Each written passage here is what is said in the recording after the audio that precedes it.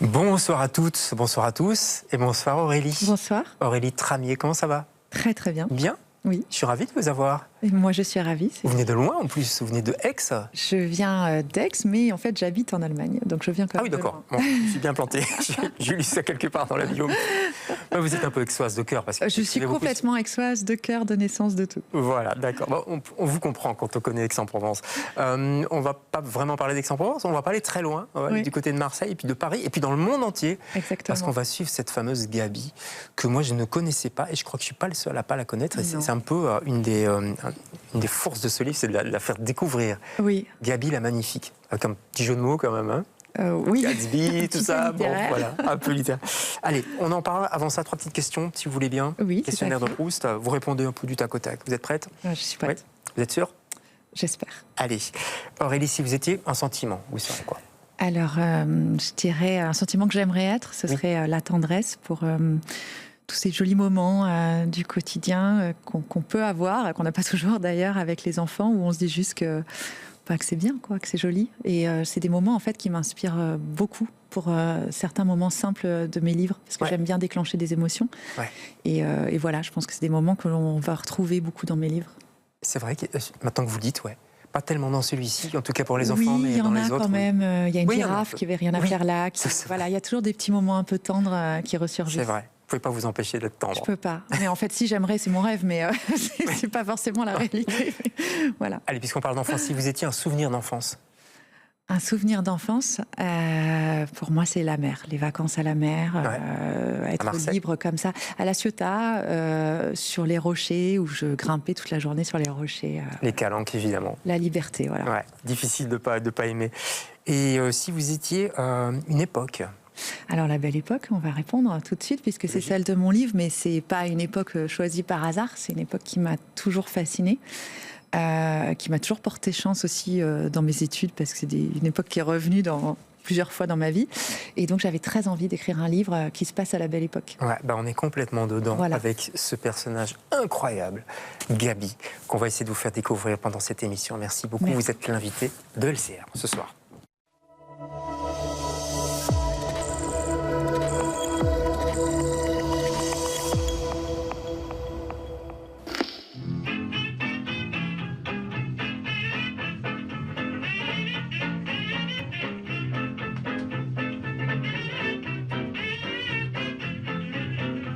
Marseille, dans les années 20, c'est une ville en pleine effervescence. Il y a beaucoup d'activités dans le port et donc beaucoup de gens qui passent. Soit des immigrants qui viennent d'Italie et qui vont en Argentine ou aux États-Unis, ou des gens qui viennent travailler. C'est une main-d'œuvre de toutes sortes. Et dans ces gens qui arrivent, ils portent leur musique. Qu'ils soient italiens, qu'ils soient de la montagne des Alpes, ou des gens qui viennent de la Jamaïque ou d'Afrique noire. Toutes les musiques arrivent ici. Et évidemment, parmi ces musiques-là arrive le jazz. Jazz dont la naissance est faite aux États-Unis, mais évidemment, très vite, ce jazz se répand dans le monde entier, et en particulier en Europe, en Angleterre et en France. Bien sûr, il arrive par les ports.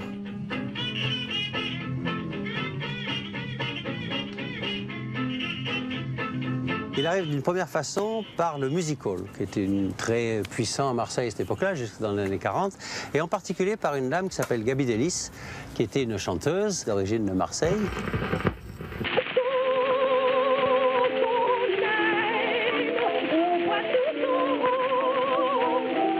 C'était la première star française de music hall et même une star internationale, puisqu'elle avait été adoubée non seulement par Paris, mais par Londres, par New York, et qu'elle a fait des allers-retours pendant toute sa carrière, jusqu'à la guerre de 14, entre la France, l'Europe, Vienne, Londres et les États-Unis. Harry Pilser, qui était son compagnon danseur, avait un frère qui s'appelait Murray Pilser, qui était lui le chef d'orchestre de cet orchestre blanc et noir, qui en fait jouait le ragtime et jouait les rythmes syncopés. Elle les a ramenés en France et elle est devenue l'ambassadrice à ce moment-là de la musique qui était en train de naître et qui était le jazz américain. Voilà, le jazz, ambassadrice du jazz, mais pas que du jazz. cette Gaby Davis, elle a amené le jazz en France, c'est vrai, mais c'était pas que ça. Elle a carrément renversé le monde de l'art à l'époque, non? Elle a renversé le monde du music-hall. Ouais.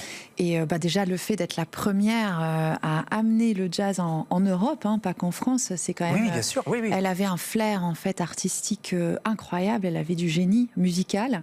Et donc, c'était...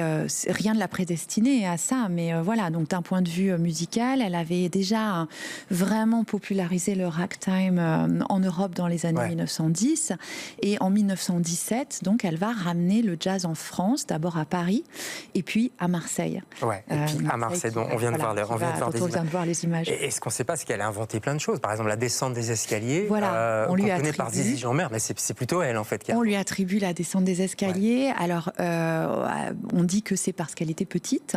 Ouais. Elle pouvait être visible comme ça. La première très grande descente d'escalier, c'est à elle, en tout cas, c'est avec elle qu'on la voit, en 1917, dans cette revue fabuleuse avec cet orchestre de jazz. Cette revue s'appelait Laissez-les tomber.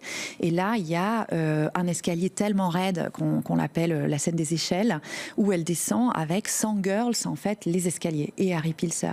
Donc c'est devenu un incontournable, et c'est à elle aussi qu'on doit les plumes sur la tête, en fait, les plumes partout, dans la grande revue. Et pas qu'un peu. Et pas qu'un peu. Donc elle invente la grande revue à plumes telle qu'on la connaît aujourd'hui. Et même, je dirais, le striptease sur scène, non? Alors oui, les feuillages, elle va être l'une des premières à le faire, notamment avec la Grizzly Bear Dance aussi, qu'elle ramène, que Harry Pilser invente pour elle à partir de Dans sa page, où il lui arrache ses vêtements sur scène. Donc ça va faire, évidemment, on est en 1912, ça fait un tollé, mais Gaby, à l'époque, elle est encore une fille de bonne famille, et elle se fait faire une tenue, en fait, chère.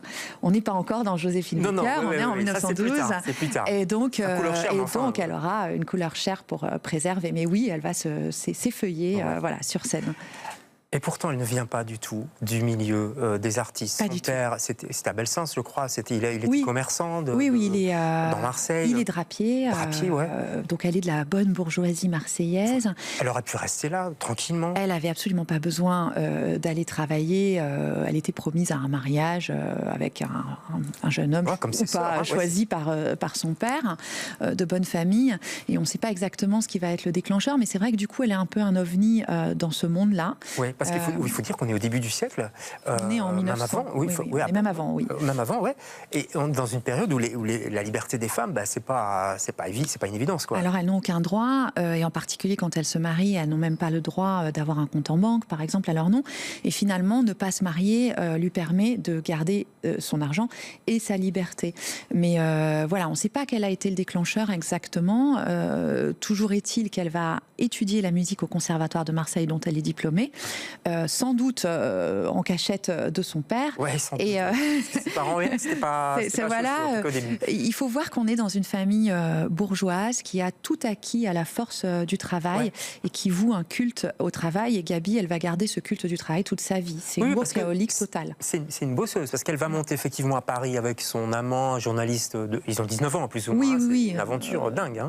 Et petit à petit, elle va gravir les échelons du music-hall, du showbiz. On le voit bien dans votre livre, avec des grandes salles quand même, Olympia, Moulin Rouge, c'est pas rien. Voilà, à la force de la volonté, on va dire. Complètement. Et puis Londres, elle va traverser la Manche, allons-y. Quand on a fait Marseille-Paris, on peut faire Paris-Londres, et puis jusqu'à San Francisco, New York, etc. Voilà.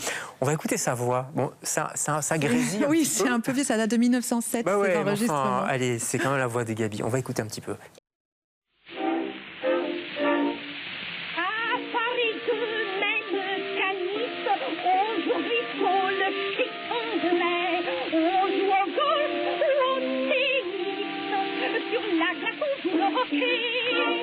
On dit le surf pour dire les courses, un couturier c'est dressmaker. D'ailleurs les gens qui vident notre bourse s'appellent tout à bon droit macaire. Pour une vraie parisienne, le salon se dit driving room, un jardin se dit garden, l'arbre s'appelle Rome. Voilà, c'est une belle voix quand même, ça grésille. Alors, c'est un enregistrement de 1908, c'est incroyable. On n'en a pas d'autres d'elle, mais c'était l'un des premiers à l'époque. Et ce qui est amusant, c'est qu'elle est devenue célébrissime avec des chansons qui chantaient la gloire de la Parisienne, alors qu'il n'y a pas moins parisienne que Gaby Delis, puisqu'elle est marseillaise, et que là, ça ne s'entend pas, mais elle avait un accent très fort. Et en fait, elle ne s'était jamais rendue compte d'avoir un accent jusqu'au moment où elle est arrivée à Paris. Voilà, et qu'elle reprend quand elle revient à Marseille, vous le décrivez dans et que sans doute, bon ça c'est peut-être pas le cas, mais c'est romancé, mais voilà, à Marseille, elle peut se sentir libre d'être ce qu'elle est vraiment. Ouais. Alors elle est très belle aussi, je ne sais pas si on l'a dit, elle fait tourner tous les cœurs, y compris du roi du Portugal. Du roi Manuel du Portugal. C'est pas rien quand même, qui va devenir son amant, qui va lui offrir, je sais pas, des bijoux incroyables. Voilà, donc il est très jeune, il a 20 ans et il va perdre sa couronne dans un an, et ce sera un peu la goutte d'eau qui va faire déborder le vase pour les Portugais, mais quelque part elle n'y est pour rien, parce qu'elle comprend vite que être l'épouse ou la maîtresse d'un roi, finalement c'est pas très intéressant pour elle. Ça reste une femme libre, c'est ça que vous montrez. Même Harry, il aime beaucoup, ils sont pianistes, il a su, on voit parce qu'on suit Harry finalement, beaucoup, mais elle reste libre, quoi. Voilà, elle, je pense que ce qui l'a motivée toute sa vie, c'est la liberté de ses choix, et c'est là où elle est extrêmement moderne, et puis la volonté, elle était animée par la passion de son travail. Ouais. Alors, elle devient très riche aussi, c'est une grosse fortune, on peut dire. C'est la femme la plus riche du monde. La femme la plus riche du monde à l'époque, c'est dingue en fait. Elle achète une villa pour les Marseillais, même, je sais pas s'ils connaissent bien, c'est sur la Corniche Gabi. Alors, tout le monde la connaît de vue. Oui. Ouais. Voilà, on la voit, elle est très très belle là pour l'instant. Sublimissime. C'est ce qu'on appelle la villa Gabi, qui a été maintenant c'est un centre de congrès, je crois, c'est ça? Alors c'est un centre de congrès qui appartient toujours aux hôpitaux de Marseille, puisque la villa a été léguée par Gabi à la ville de Marseille pour en faire un hôpital pour enfants. Alors elle n'était pas très accessible puisqu'il n'y avait pas de chemin, il n'y avait pas de voie d'accès. Mais bon, la voie aujourd'hui elle existe, mais la villa n'est pas un hôpital. Ouais. Elle va mourir à 38 ans quand même, c'est très jeune. Elle meurt très jeune de la tuberculose. Avoir acheté cette maison, de la tuberculose. Épuisée. Complètement épuisée. Par en fait, elle avait un rythme dingue. Elle faisait 8 représentations par semaine. Elle travaillait comme une folle, du matin jusqu'au soir, samedi, dimanche compris. Mais parce qu'elle avait la passion chevillée au corps. Et elle avait déjà eu plusieurs épisodes de maladies intenses dans sa vie, mais jamais rien ne l'arrêtait. Est-ce que vous expliquez aussi bien dans ce livre, c'est les déchirements après, pour l'héritage, enfin, toutes les intrigues, ça c'est assez fascinant aussi, effectivement. Oui, alors ça c'est aussi l'originalité de ce livre, c'est de jouer en permanence sur un dossier entre la vie de Gabi et ce qui s'est passé après sa mort, parce qu'après sa mort, en fait, sa vie quelque part ne s'est pas arrêtée. Il y a eu 10 ans d'un procès qui a passionné le monde. On retrouve beaucoup de coupures de presse dans le monde entier sur l'idée que la jeune femme qui était enterrée à Marseille n'était pas Gaby Delis. Et donc serait une Hongroise. Et donc va y avoir 10 ans d'enquête acharnée. Il y a des millions de francs qui sont en jeu. Et je vous en dis pas plus. Voilà. Parce que là, je sens dans le livre. Non, faut lire. Je vous en dis pas plus, mais c'est fou. C'est passionnant. Et finalement, c'est la partie la moins romancée de mon roman, parce que les faits sont là. Clairement. Le roman, ça aide à entretenir la mémoire. Oui. C'est parce que je pense à Bien-aimé, qui vient de sortir en poche. On va peut-être regarder, voir la couverture qui va s'afficher devant vous. Voilà, il est très touchant ce roman parce que ça parle du camp d'Émile à Aix, en Provence, à côté d'Aix. À côté de chez moi. Oui, à côté de chez vous. Où des Allemands étaient enfermés. Vous avez écrit vous vouliez parler de ça, mais à travers un roman, l'histoire d'Esther, quoi. C'est important de prendre le biais d'un roman pour parler de ces choses-là.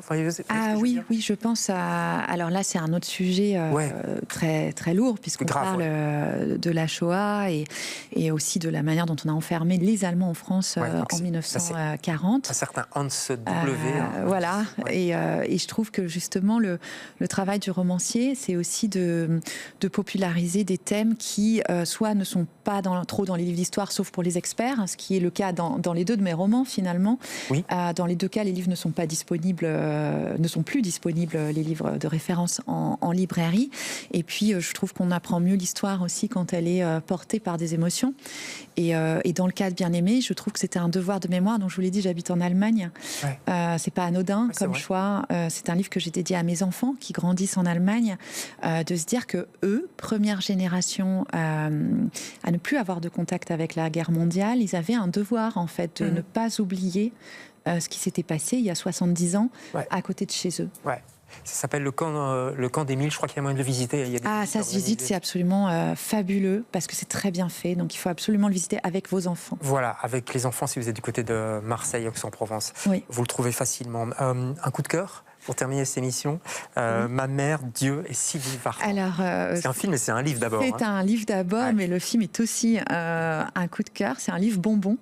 C'est-à-dire que c'est fabuleux, en fait. On le déguste. Il est assez court, donc en plus, on le déguste. C'est un livre fabuleux sur l'amour exceptionnel d'une mère pour son fils qui a un handicap physique et qu'elle va surmonter en dépit de tout, en dépit de toutes les possibilités médicales.